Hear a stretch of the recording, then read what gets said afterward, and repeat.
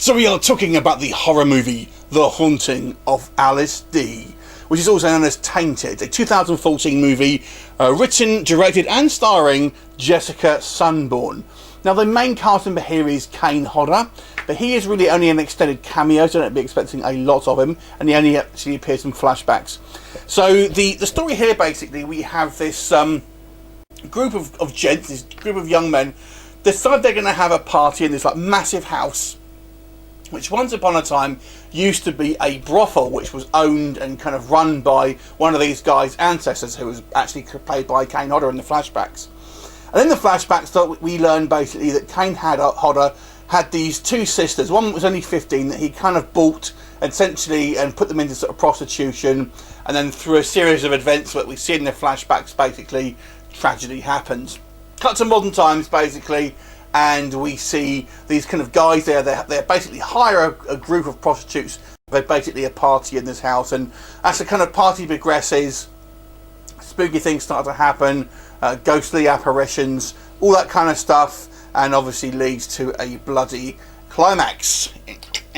So what's this film like? It has a definite TV feel to it. This really does feel like a kind of made-for-TV film. Like I said, don't be expecting a lot of Kane Hodder. His pivotal role, but his role is really just kind of relegated to the flashbacks. And we also have ex-wrestler Al Snow, who doesn't really do anything. I don't actually know why he's there, to be honest with you. He just seems to be walking around in the background. So, yeah, if you're an Al Snow fan, you'll see him in it, but it doesn't really do very much. I have to say, this movie is it's not a bad film, I don't say, but there's really nothing to it. There's very little actually happens in this film. You're watching this film, and this has long extended conversations between characters. I mean, it focuses on a male party guest who is kind of the good guy, basically. He doesn't want a prostitute and all of that. And we have this woman who is brought in by the other prostitutes because they want someone who's young and innocent. And she doesn't really want to be there, but she kind of needs the money. And these two kind of end up being the kind of the central characters to a certain degree. But there's really nothing to it. A lot really happens. It's just these guys partying, and then there's a few ghostly kind of apparitions here and there, and that's kind of weird.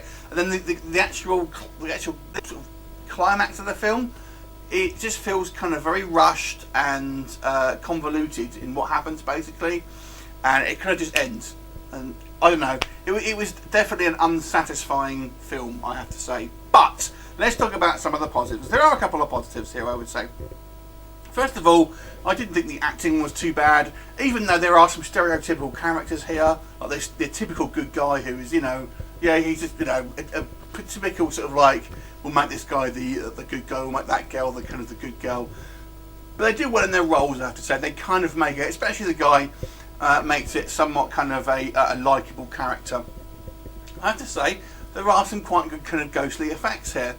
They are sparse, I will say that. There's a few times where I thought there are some pretty decent effects here, and they look effective.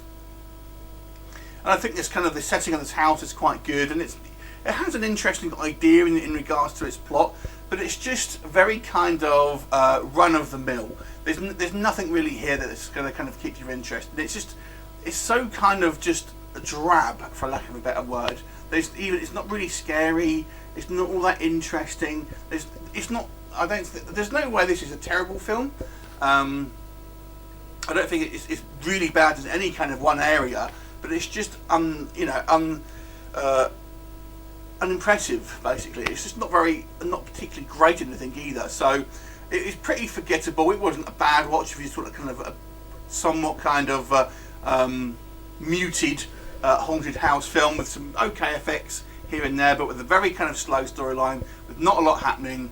It's pretty forgettable. I'm going to give this movie a 4 out of 10. Have you seen it? What do you think of it? Leave me a comment and I'll look forward to seeing you next time. Bye for now.